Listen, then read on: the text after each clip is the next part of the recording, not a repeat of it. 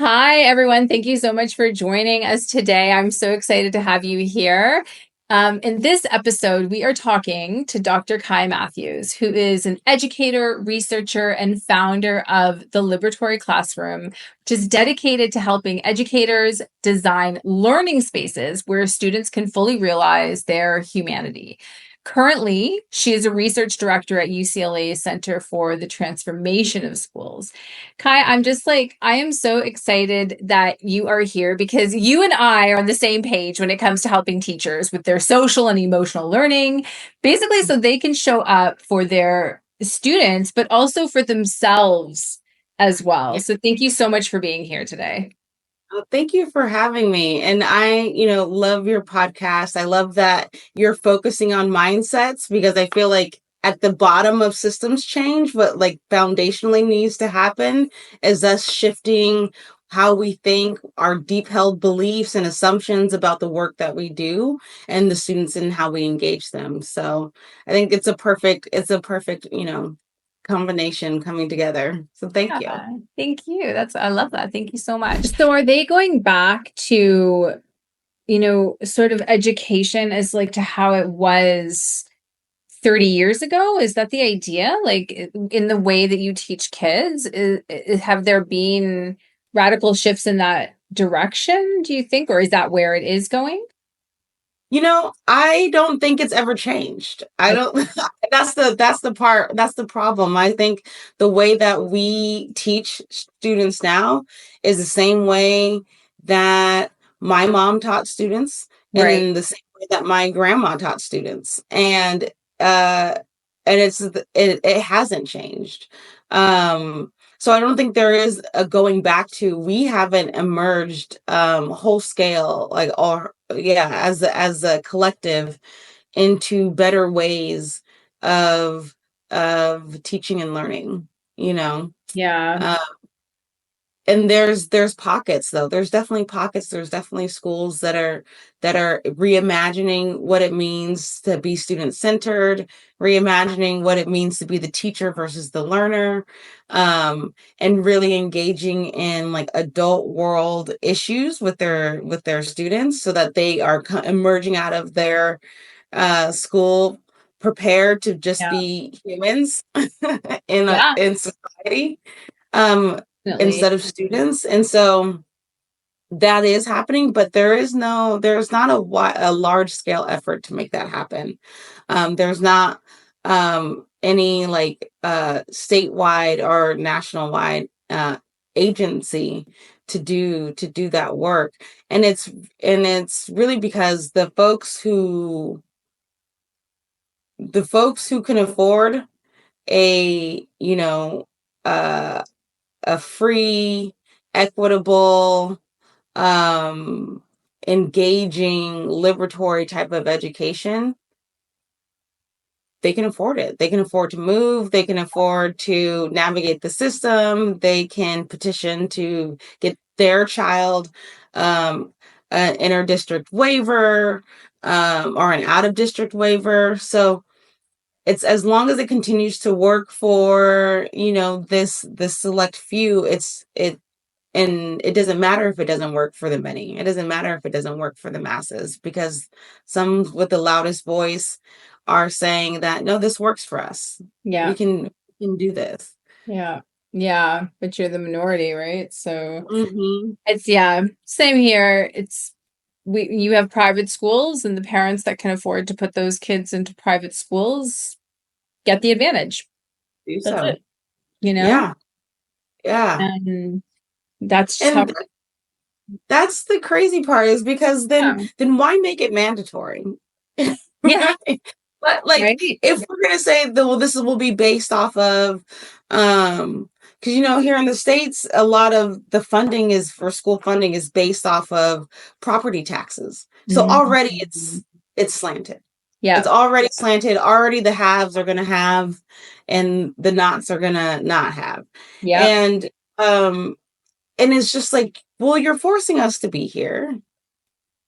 Like by law, if you're Yep. under the age of 18, you got to be in school And so at this point, when we're forcing kids to be there, and we know that these are not places where kids feel safe, we know that this is not places where kids feel like they belong. We know that in America, the school to prison pipeline is a very real thing that impacts primarily Black and brown children, that leads them straight to jail through our K-12 system. Then it really just becomes a question of like, is this on purpose? Like, why are we, if we're going to do harm, and their life outcomes might be better if we're not engaging in this system, then why force them to engage? I don't know. And I think, and I believe that, we still want to have this, um, mechanism or this method of being able to socialize individuals and being able to, provide this theoretical step up. But for more and more kids, when their life outcomes are worsened because of their engagement with the K-12 system, it's time for us to be like, what are we doing? How are we harming instead of uplifting That's the it. youngest, the most vulnerable of us? It's often said, right? Like the way to control a society is to uneducate them, right? I Don't love make this quote. Yes, yes. I think it's like the quickest way to change an entire society in a single generation is to change the way it educates its children. That's right. It's I exactly love that because, and in America, we have a very particular history around doing that. Yep. We did that first South with Africa Native. too. Yes, we did that first with Native Americans, pulled them out of their Yep. tribes, put them in boarding schools, cut their hair, changed their clothing, told them that they were savages. Like the saying in America at that time was, kill the savage, save the man. Yeah. Like that was the idea, is that if we can take all of their cultural history and cultural perspective and force it out of them with, our European Christian Yeah. ways of being and knowing, and then we will effectively make them men. Yeah. That's crazy. It's crazy. It's Here, crazy. like there's quotes from because obviously all the Black South Africans were segregated, and the politicians were like, well, they don't need an education when all they're going to do is just work on the farms, basically, right? Like that's in writing. Yes. Like, and Yeah. you think of all the minds that have been lost, like that is what really to me is the most tragic. It's just the minds that have been lost, and the ability to change the world has been lost because Yes. it comes through an education. It comes through learning about who you are and learning to think. And Right.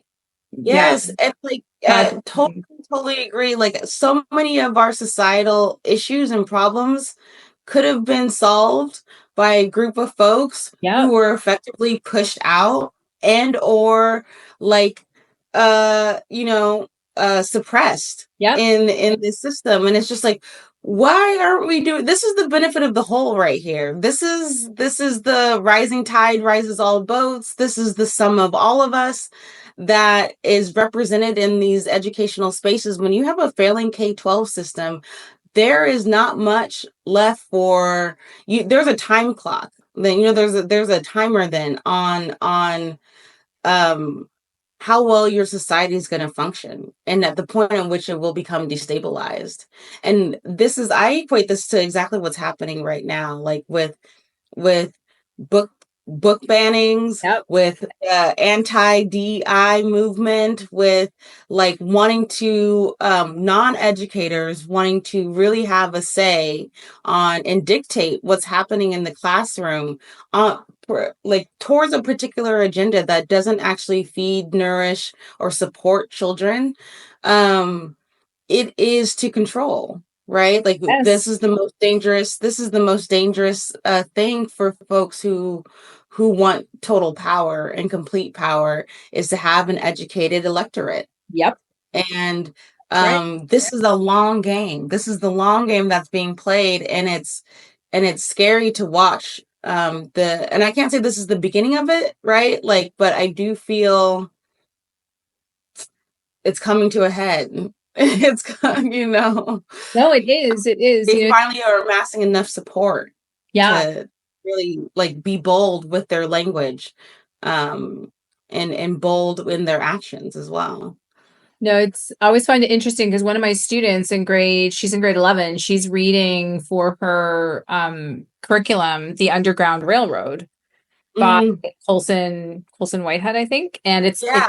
it's all based on, slavery in the United States. And I just think to myself, I highly doubt they would allow people to read that because in the States, because it's not painting people in a Right. great light at all, and Yeah. it's showing the loss of the mind, the loss of what could have been for so many of these people, people who had to experience that. And it's yeah, and it's like you say, I don't know. I hope people rise up and start to realize what's happening.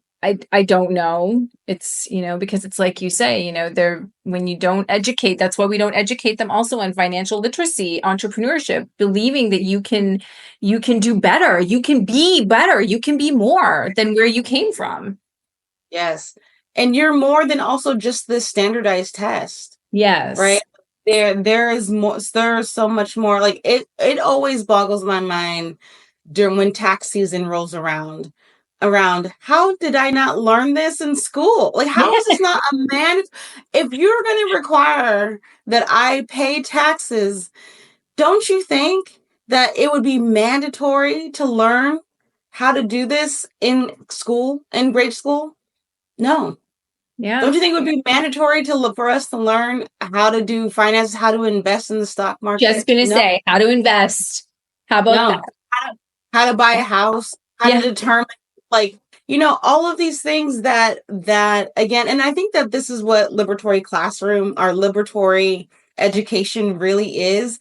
I define it as something that is benefiting the whole of you, not just the academic student version of you, not just the K-12 version of you, but like it is actually preparing you, giving you the life skills, the knowledge, the Yeah. tools to navigate society and to be a human in the world that has to exist in these outside systems. So it is something that gives you that also is attending to your own growth mindset. It's something that is also saying that you are a problem solver. It's teaching you how to be creative, how to rise out of circumstances, how to look and properly assess the situation and be able to make decisions that are advantageous, like on behalf of yourself, on behalf of your family, and on behalf of your community. Like be able to be a change maker. Yeah. And we talked about all the reasons maybe why that it's not. It's maybe a feared thing. Like I can definitely say fear is a theme that is going around right now. Like this is the way in which we move. There's different ways in which you can motivate and move people. And right now the collective theme is like fear, right? I'm going to make you fearful of movement, of growth, fearful of trying and taking on new challenges, because you haven't experienced them yet, because you don't know what to do. That's a scary thing, and people don't like to move in fear. And that's what really the classroom should be these places in which I can experience and learn things in a safe space Yeah. where I don't have to be fearful. It's low stakes, not instead of the high stakes of the Yeah. world while I'm out here. Now I'm by myself. I'm outside of my parents' house, and my money, my livelihood, my interactions with other folks are really literally depending on this. Like the learning needs to be happening for those 12 years that we have students, that we that we force them to be there. Exactly. And so, like I think that, that like bell hooks and Paulo Freire, what they're talking about with like a liberatory education is really when they say a practice of freedom, is that in the classroom I'm supposed to be able to practice making my own decisions, having my own thoughts, and testing that in a safe space and adjusting with the environment, right? Yeah. And not have it have these detrimental life impacts and life outcomes when I'm just like 13. Yeah. Yeah, right. Exactly. No, it's so um, weird. Oh my gosh. Kai could speak to you for like hours, I think. testing. Yeah, we don't have anyone testing that, or we're taking away all of the curriculum, all of the things that would allow them to go through these experiences before they reach adulthood. We're handicapping a lot of folks, and Yeah. it's not what's the word I was looking for? That part is actually the criminal part. Yeah. It is the criminal part, 100%, because you can't see that by doing that, you are stunting the possible minds of someone out there who could just like change everything for your country, who could make it just so much better, but you're stifling that creativity, that ability for them to kind of learn and go in that direction. That's Yeah, what I think yeah, it's very difficult, yeah. But I and hope, I'm sure that the thing is, I think with where you are is just trying to target as many people as you can, as many kids as you can, to promote that growth within them and be like, you can do this, and you are, you can do anything you want, and like don't like stop learning, and yeah. right, like But it first starts believing. with teachers. It does. Yeah, I know. yeah, And if they can't, they have to almost find different ways of saying it, you yeah, yeah. bringing Yeah. that. They also have to like believe it, right? Like to Yeah. your point, like mindsets around what does growth look like even for me? It's Yeah. not just I'm just trying to promote a growth mindset for my students. Like in a school or in a classroom environment, there are structures and systems that place teachers in boxes as well. And Yes. so this is part of us being not just someone who is distilling, the Common Core curriculum.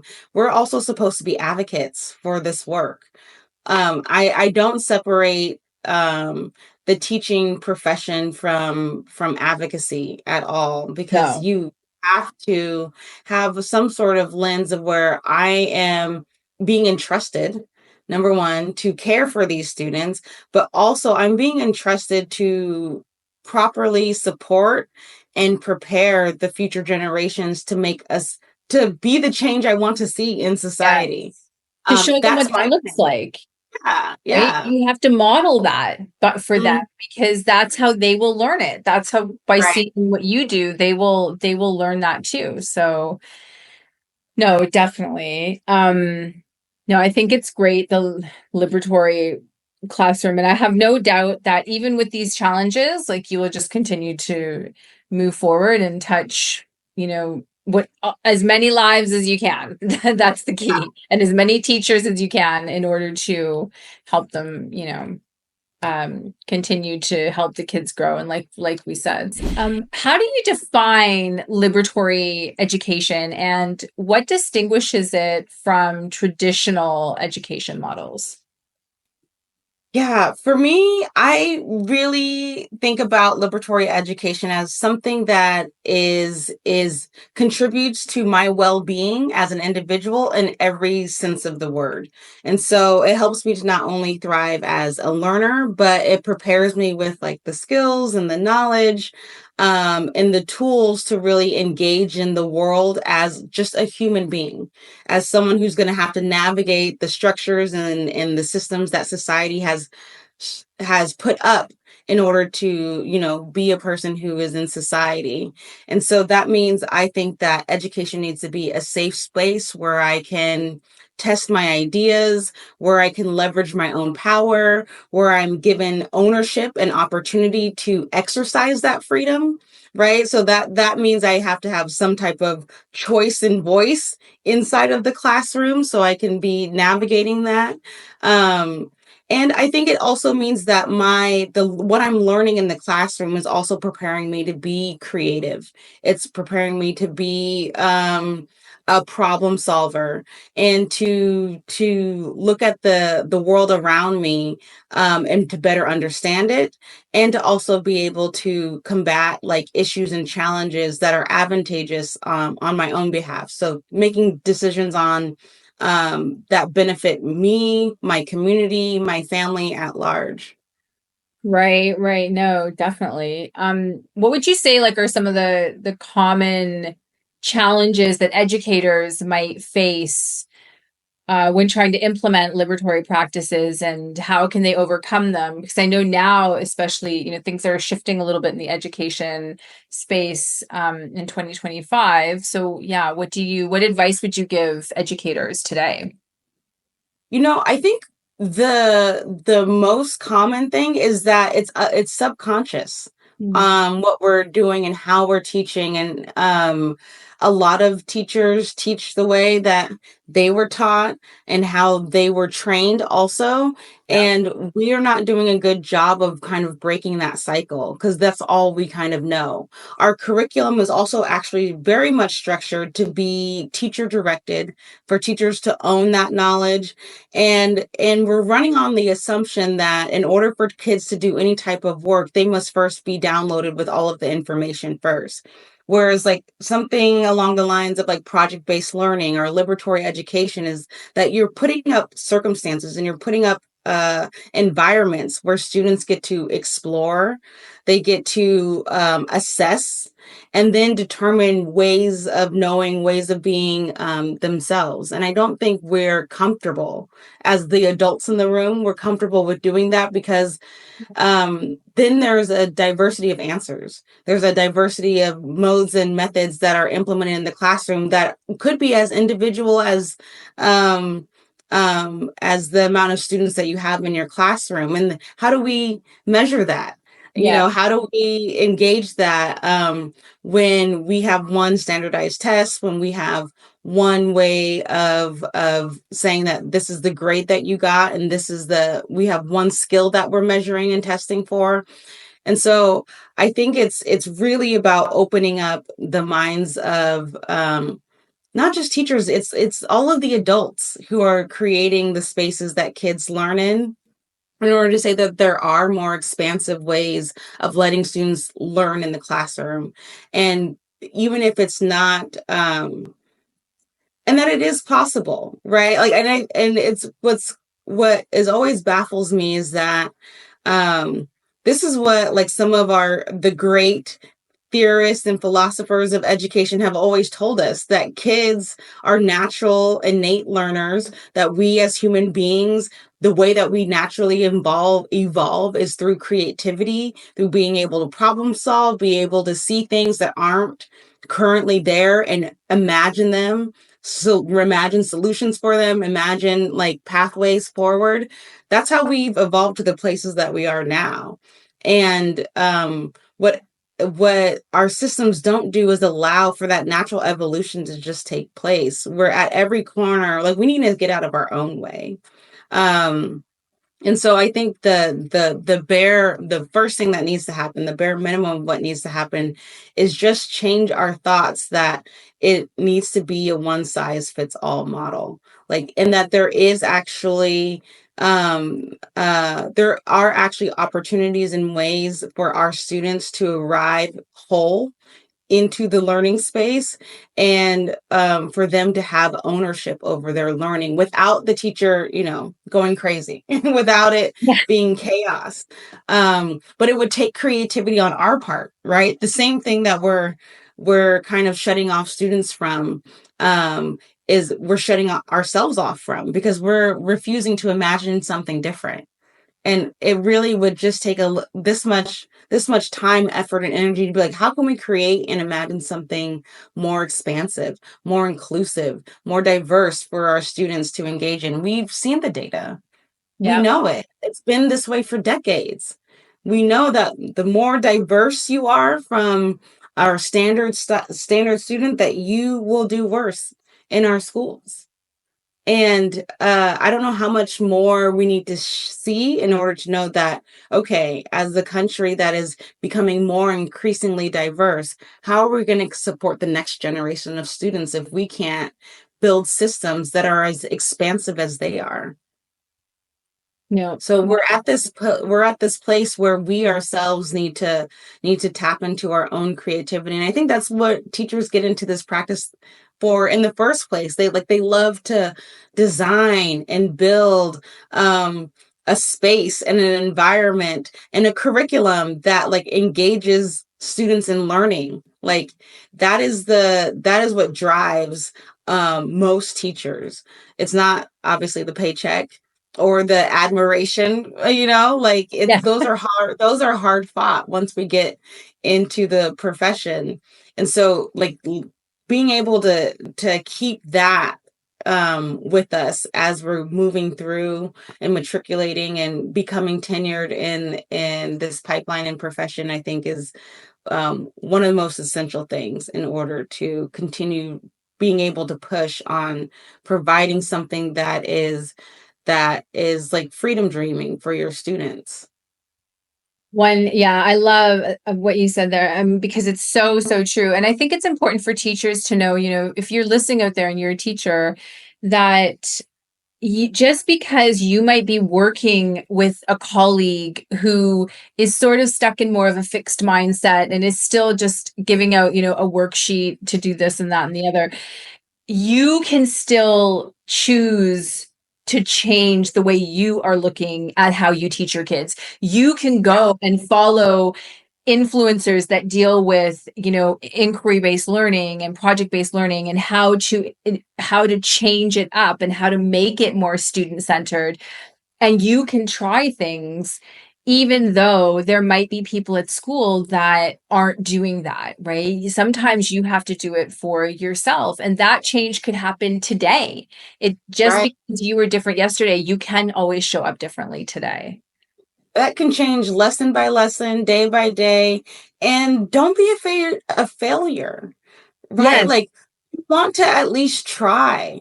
And there are lessons to be learned in the failure and being very honest with your class, like, oh well, that didn't work. What do you think that went wrong? Like, how can we make this better? Like that, even that sort of self-reflective inquiry process, going through that publicly with your students is one of the like things that they'll carry with them after they leave your classroom, more so than everything going perfectly right. Like it's sometimes it's in the failure, it's in the mistakes learned, and it's in the deep reflection afterwards. That's why when my class, every time we would do a project afterwards, we would spend at least a couple days on deeply reflecting what happened over the past like weeks, or sometimes in for bigger projects, months. Like what happened? Like what did we just do? Like where did we start? How did we end up here? Like what was beneficial about it? What would we change? Right. And I'm also getting ideas for the next time. I Yeah. need that critical feedback. Like we want students to be good at delivering and receiving critical feedback, but how much are we as teachers also receiving that from our students, from the community that we're serving? That's the most important. That's the most critical feedback that we can get. And so like leaning into a little bit of the unknown is the scary part, but it pays off tremendously when you're in the classroom in terms of just allowing your students to show up and have that agency and ownership, but also in your own developmental growth as a teacher and a learner in the space. Just you saying that, it makes me realize that for so many years of my own teaching, I had such a fixed mindset around that because if I knew a lesson went terribly wrong. I would just pretend that that's how it was supposed to go, right? I would never. And now I'm thinking like, oh my gosh, I wish I could go back and just say to the kids, wow, like there were some real flaws in that lesson. Can anyone tell me why they think that lesson didn't go well? I'll probably have one kid stand up and be like, actually, I thought it went okay. But I would, you always have that one student. But I, as a teacher, would definitely encourage other teachers to be like, I think, that lesson didn't go really according to plan. What do you think? What do you think happened? I think that is a brilliant idea. Yes. Teaching your students how to take failure, like that is the most exemplary model of growth mindset. Like, because you're trying to encourage your student after they get a D on a test, like you got to try harder.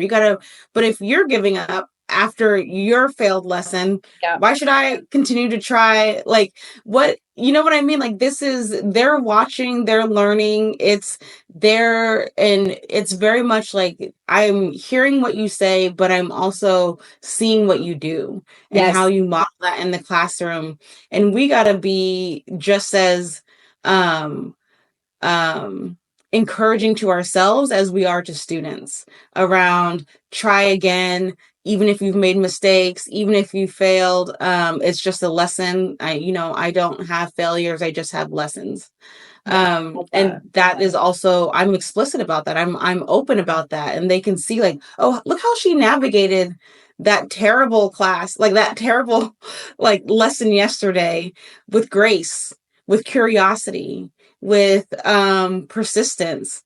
And like that needs to be not just modeled, but like explicitly talked about, because students don't know how to handle and receive that type of misstep. Sometimes they don't understand, like it hurts. Like our failures are also definitely tied to our egos. Yeah, they take it personally, right? Like there's something. You got to be able to show them like, okay, yeah, it does hurt. Like I'm very like, I put a lot of time into that lesson and I thought it was going to go a different way. And, but I'm showing them like, it can hurt and it can bruise my ego a little bit, but it's also to my benefit, to speak to it and to like examine it, not just hide it, shovel it under the rug, like bring it out to the light. Yeah. That's what I want my students to be able to do. The students are always watching. That's always. We forget that we're modeling constantly how to handle difficult situations, how to handle, maybe difficult, challenging people, even just challenging students in the class, right? How you handle that is modeling to the other kids. This is how you can handle if you're confronted with a challenging person sometimes.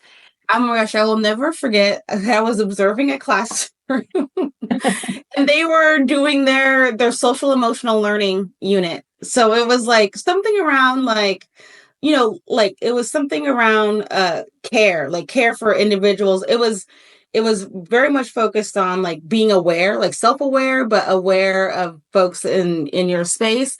But then the larger theme was like just caring about other individuals. And there was a student that was, doing something, talking out of turn or talking while the teacher was talking. And the way that this teacher addressed that student was like she did not care about him being like thoroughly embarrassed in front of his classmates, did not care about what he was like talking about or anything. Like it was like she just eviscerated him in the class, like, yes, in front of everybody. And I get like, she's also kind of nervous. I'm sitting there in the back of the classroom observing. So I want to acknowledge that, right? Like she's also being observed and on display, and she's also like nervous and wanting this to go well. But like, how do you address a student in that manner with that tone and then go back into your lesson around care for others? And it was so inauthentic to me. Mm-hmm. And the students felt it. The students like were just like, yeah, is this really are you just teaching this because this is just like on the agenda for today? Or is this like something that we need to be doing like in life? Like, it just doesn't seem like it's actually something that take up as an adult, because I just saw you completely dismantle the emotions, dismantle the emotions of a student in our classroom. And for what? Like the reaction was not equal to what was happening. And so obviously I don't know the history. Maybe there was a whole long history of that student and that teacher, but those are the things that I'm mindful of. Those are the things that build culture in your classroom, even just like a culture of learning and a culture of folks who trust each other enough to be vulnerable enough to say, I don't know, and to continue learning in a classroom. It takes a vulnerable space to say that we're going to be in a learning environment, because it says that if I'm learning, then I don't currently know. And for me to be able to admit that as a child and as an adult, means that I have to have a space where I feel like I belong, where I feel like I'll be uplifted, and that my weaknesses won't be kind of, weaponized against me. Yeah. Once you go into a safe space, right, then you lose that fight or flight feeling that then can allow you to learn, can allow you to embrace the environment. And I think it's like you said, teachers are that we also have to learn how to manage our emotions, because we're teaching the students how to manage their emotions, right? Right. And we can't guarantee that they might we don't know what they're getting at home.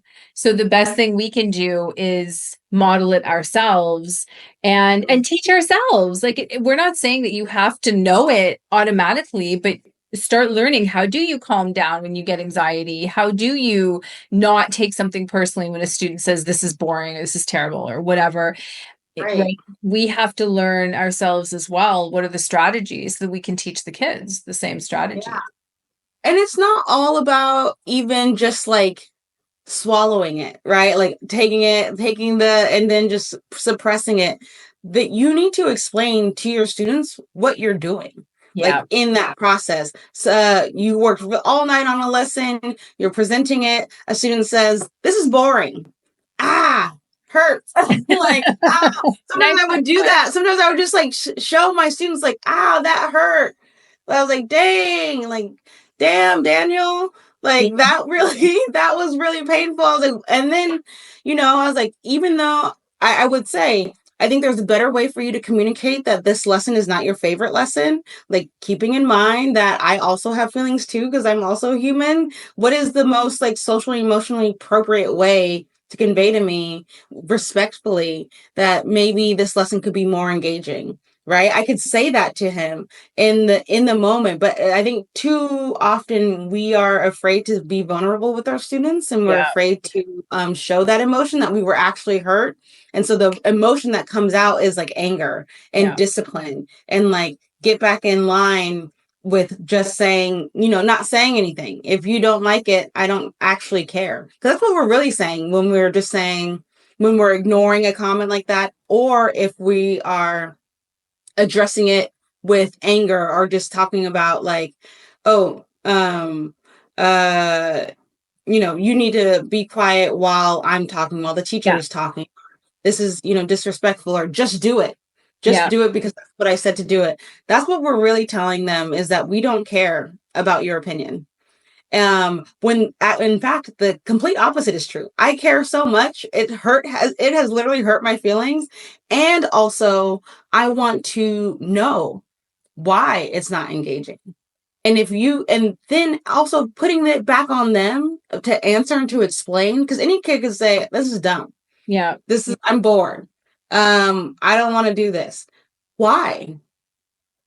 Tell me why. Having them go through the mental process and be like, why do I feel the emotion that I feel, and why did I feel it so much that I had to say it out loud in the classroom, is having them do some critical thinking processes and reflection on their own state of being, right? And this is being self-aware. So this is the ways in which I'm teaching social emotional learning, so explicitly, not just saying this is what it looks like, this is how you model it, this is the definition, but showing them through my actions, and then actually asking questions or having an activity where they have to engage in that. that type of 100%. self-awareness. Yeah. Yeah, no, I absolutely. It's so true. And I feel that, you know, we're always learning, right? So going out there and trying to figure out how can we model that behavior when it comes up, and it's okay to be vulnerable. And often that's when kids make a better connection with us, is when Yeah. we are more vulnerable, for sure. I'm curious with the project-based learning, because I know we've talked a bit about project-based learning. I know you're a big fan of that as well. How does project-based learning intersect with the social justice in your workshops, and why do you Mm, feel the combination is so important?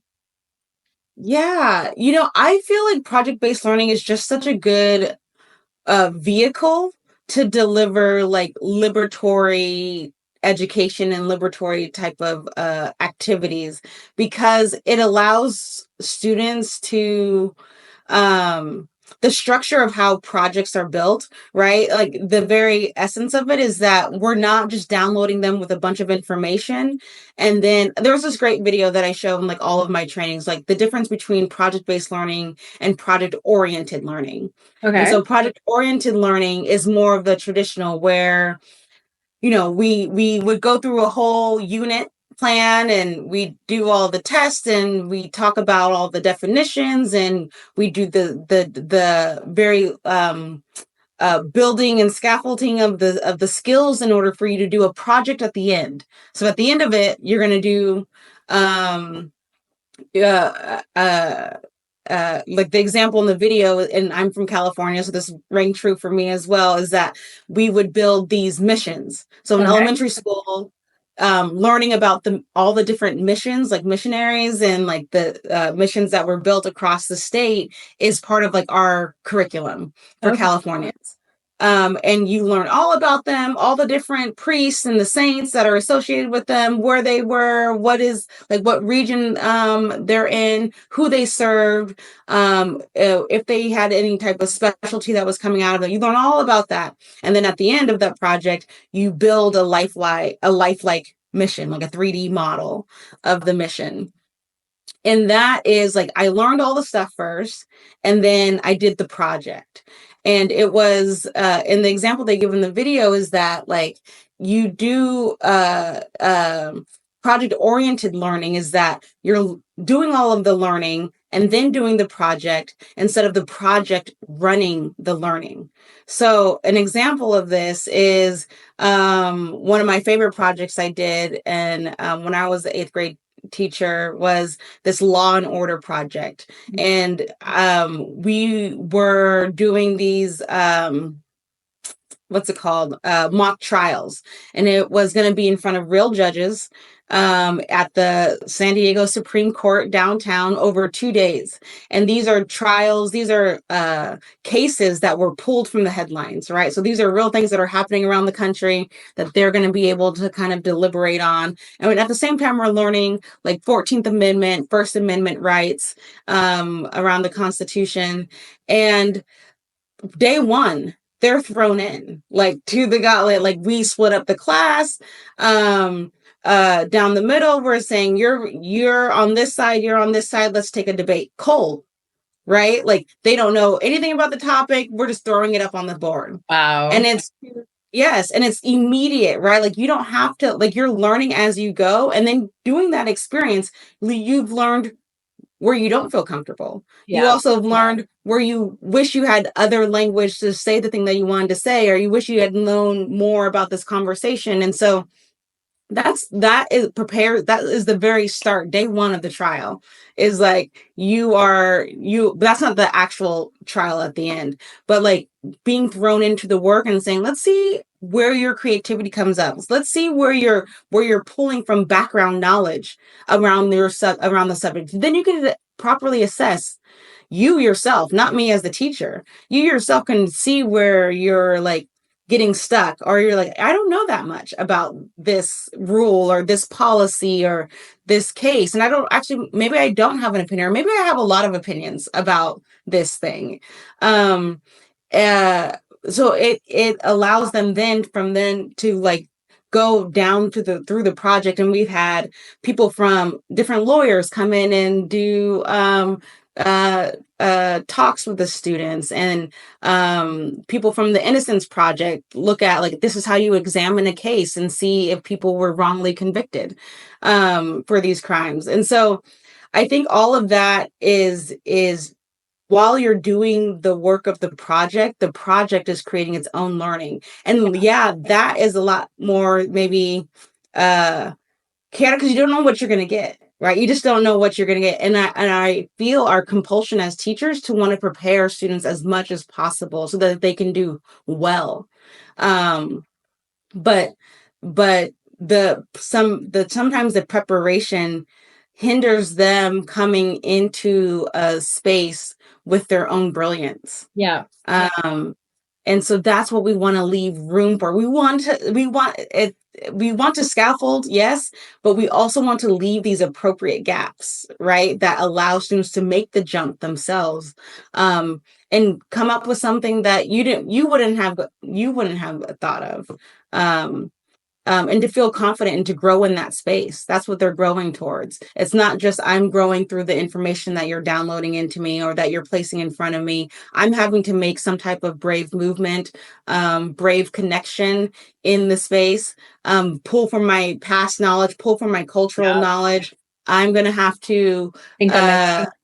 Yes, think on my feet. Like that is what, because in the real world, and this is what we say, like at High Tech High, we would always say, like, we want our students to have adult world problems, not real world problems, because they are in the real world. It's kind of like, dismissing that they are living human beings in full capacity already. Yeah. But and we want them to be prepared for the adult world challenges that they will see when they get out there. And there is no script. There is no playbook. There isn't a consigned curriculum that we go through, and then they do the project. A lot of times, almost all the time, the way we get through and the way we move through life is that the project is the learning.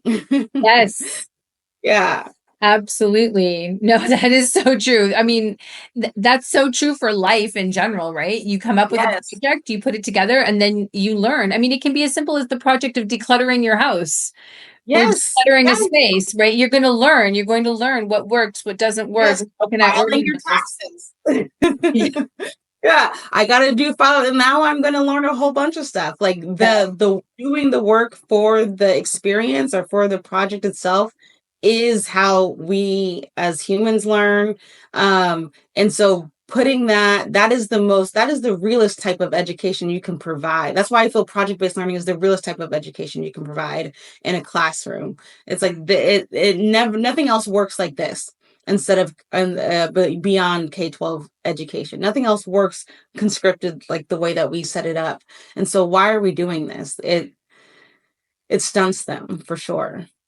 Definitely. And I think, like, as teachers, you can, even if your school is quite constricted on how it wants you maybe to teach, there could still be opportunities for project-based learning in other subjects or other areas. And I would encourage any teacher to just keep learning some strategies, follow project-based learning influencers on Instagram or out there, in Facebook, whatever, and learn a few things that you could implement, because they really are just so beneficial to the kids. It doesn't mean you have to do it for everything, but even just trying it for history or, something else that you're doing. It doesn't have to be for the core subjects.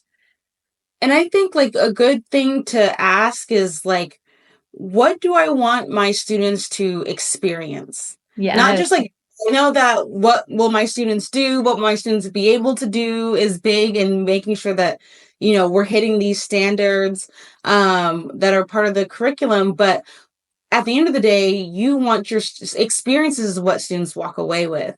And so beyond the skill of what is it that I want them to have encountered and gone through, and then come out the other side of this lesson or this project. And as soon as we start building experiences for our students instead of lessons, then I think that is like the first step in building something that is more comprehensive in our classrooms. Yeah.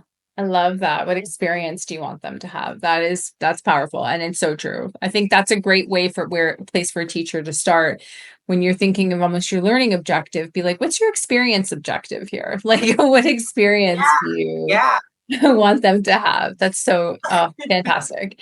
So with advice, like what advice, Kai, would you give to educators who have been following you on Instagram, which we are of course going to pop into the show notes, and maybe they're new to the Liberatory Classroom or Liberatory Education, but they want to start transforming their classrooms a little bit, maybe creating a certain space for it. Like, what does that look like? Where could they start? Oh, I like I think we as like physical beings always orient ourselves to what the physical space looks like. And so if you have your desk in rows, stop. Yeah. It's hard to manage. It's hard to manage. And trust me, I have worked with a lot of like first year teachers who having them in rows is just easier to manage. And when you're a first year teacher, it is like you're just trying to get through. Like you're trying to, be able to teach the lesson and have a day where maybe you don't have to navigate the interpersonal dynamics of the classroom. But the benefit of having, desk in groups, of having a space in the back where you can do circle or the kids can, it's a more flex space, automatically lends itself to my mind, right? Like if I'm a student coming in, I'm 13, I'm 12 coming in, it already lends itself to being more, having more options, having more creative and collaborative freedom. And so the very first thing you can do to start transforming your classroom is transform the physical space. If you don't have student work up, if you're not displaying student work, I don't know why we stopped that in elementary school. I don't know, not everywhere, but here, traditionally, it's rare that you see a middle school classroom or a high school classroom that has student work displayed. No. Have their work displayed. Let them know that their work is important enough for other eyes to see, and that it's actually that it is a work of art, right? That also allows them to be tied to the space, like have some ownership of the space, that this is a student safe space because it is here, like created and decorated for us by us type of thing. And then flex and practice with, ease in student voice and choice. There is a difference between asking students a question to a pre-described answer, like that's something that has a pre-described answer. So like, what is 2 + 2, or, what is the angle of this triangle, degree of this triangle? Like those have very specific answers. And I think sometimes teachers stop at that level. Like, oh, I called on 20 of my kids today. Like they all contributed to the space. Their voices were heard. I mixed it up, but these are answers that are not authentic, right? They're not authentic to who they are as individuals. They're not lending. I see inclusion as, having some type of skin in the game for students, right? Giving something of myself, lending it to the space, that either helps promote the learning, that helps give a different perspective that is uniquely mine, and coming and source from me. Only I could give this to the space. That is what authentic inclusion looks like. And so at what points are we asking students to authentically include their voice? But there's other ways that we can include them is through their time, through their knowledge. So having students like participate in teaching small portions of the class, doing table teachings with their fellow students, I think is a way to really start to break through and allowing students to have more space, take up more space. Yeah. So about how much space do students get to take up in your class. Is it only the physical space that occupies their desk, or is it more substantial in terms of the air that they get to share? So voice, choice, how many authentic decisions do students get to make for the hour that you have them, or for the full day if you're in elementary school that you have them? How many choices? And if it's less than 10, I don't know. I feel like you and I they're start small. Maybe that's the first part, is doing an assessment on yourself, right? Go through your lesson as normal, go through your traditional classroom day, and then reflect. Just one day. It doesn't have to be an extensive experiment. You don't have to be a researcher. Yep. But just reflect on how many times did did I have space for students to authentically contribute their voice or authentically make a choice about the learning that they're doing. And sometimes it's very low and sometimes it's zero. And from there, you can start thinking about what are the tweaks I can make to the lesson tomorrow to just allow students to show up more whole. Because what happens is when we don't allow that space, there is a narrow box in which we're allowing students to show up. And it's just as my math student, not as Kai, the sister, the soccer player, the great builder, not all of these other things that make a person. We allow them to just show up as my math student. And so the more space that we give them to allow their choice to come in, to allow their voice to come in, we're allowing them to show up into our classrooms more whole. And that's what we should think about. That's how we should think about it. Yeah, no, it reminds me of when I see a video of a teacher who is still reading off just of an overhead projector, or something that's been on, or you have to copy this down, or that sort of idea, and thinking of, can you get the kids more involved? Can the kids have a voice? Can there be any collaboration in order to get the information across? Because often when you're just sort of chalk and talk, right? That old term, right? When you're just the one doing all the talking, it does make it more difficult for the students to want to sit there and learn. And I think that's true for adults too. When you go to a talk, if the person just like keeps talking and you're just like, oh my gosh, like I need to do something. I need something. I need to, even just if I talk to my partner for a second, like, yeah, break it up. Like have multiple, your voice. The teacher should not be the only thing that's contributing to my learning in the classroom. Yeah. Point blank. You as a teacher should not be the only point of contact. And also your standardized books or curriculum or textbooks should also not be the only point of contact. Like there needs to be something beyond the text and beyond the teacher that is contributing to my learning. And it seems hard because you're going to have to manage the movement of bodies and the different opinions, but that is easier than carrying the entire weight of the classroom by yourself. Yeah. And you have to balance those out. Like it seems easier because that's how we were taught, again, and that's what we've seen, and this is what we know. And so it seems like it would be easier to come in and teach every day, being the sole proprietor of knowledge. But that's actually not, your classroom becomes so much more, not just engaging, but easier and lighter and fun for you as well as a teacher, when you can release some of the pressure that you have as like, I'm going to be the owner of truth in the classroom. No, like my students are also going to carry the weight of engaging students. That's not all my job either.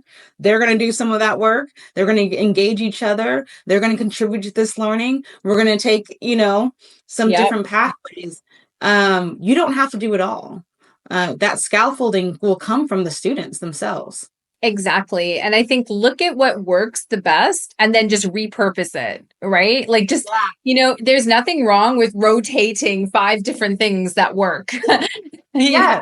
you're like, wow, the kids really responded to this. Okay, we're going to file that away and we're going to use that again, right? Don't just use it with different topics. It doesn't have to reinvent the wheel every day. It's just trial and error in the beginning and then seeing what works and doing that again, because clearly the kids responded to that, and had a good time with that for sure. Kai, this last question, I'm not going to ask it just because of I don't know, like, do you want me to ask it? Because I know we already talked about it kind of in the beginning, but I know with everything that's happening with the equity with the federal level, what do you think? Should we go with it or not? Let's see. To promote. Yeah, we can go with it. Wait, is it under the final thoughts? No, yes. It's the fund number 5 as a research director. Yeah. No, I think we could use probably a lot of what we had already talked about, but I think what I will say, do you want to ask the question first? Yeah, I'll need to ask the question. So are we good? Okay. Yeah. So Kai, just my final question here, like as a research director, it's actually not my final question because I've got final thoughts. Okay, forget it. I'll come back. Let's start again. Okay. So Kai, as a research director, what initiatives are you currently focusing on to promote equity and transformation in education? I would love to hear about that. Yeah, the work that I do at UCLA is really around educator diversity. And so ensuring that we, particularly in California, we are one of the most diverse states in the entire country. And so we are really focused on making sure that we have equitable representation so that our teachers in the classroom are reflecting the student body that we're serving.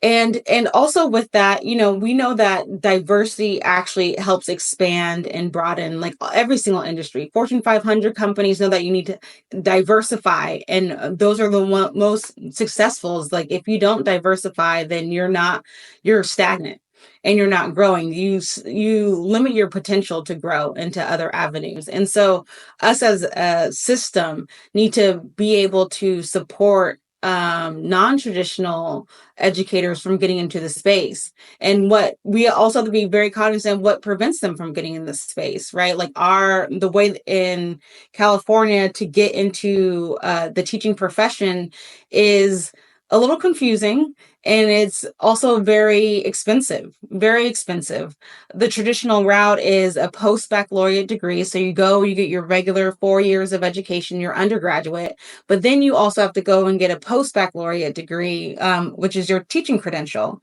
And the majority of other industries that require a post-baccalaureate degree pay teachers about 20% more than our starting teachers do.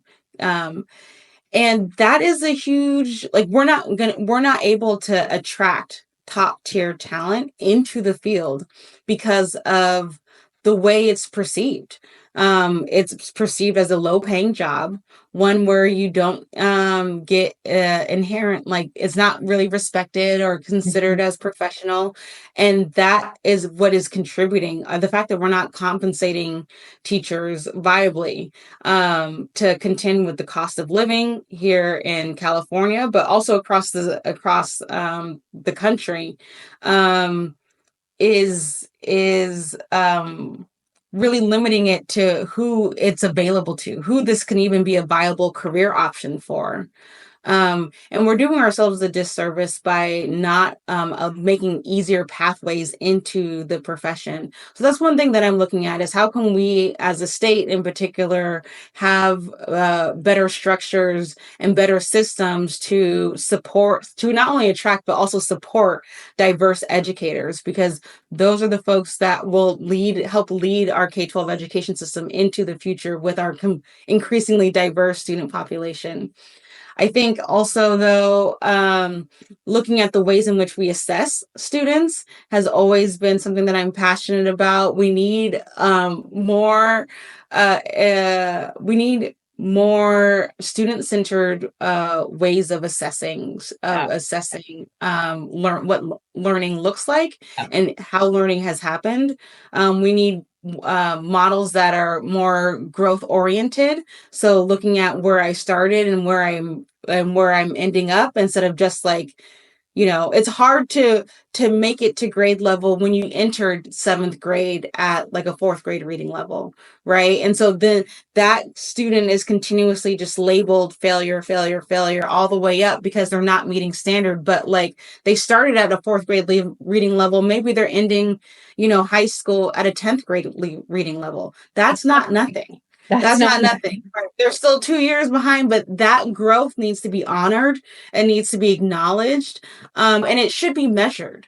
Because I think, we measure what we find valuable. Like, right, we'll take stock of things that we think are important. And what we are inherently saying when we don't measure growth and we don't measure students' small wins and successes is that it's not valuable to us. It's either you're here or you're nowhere.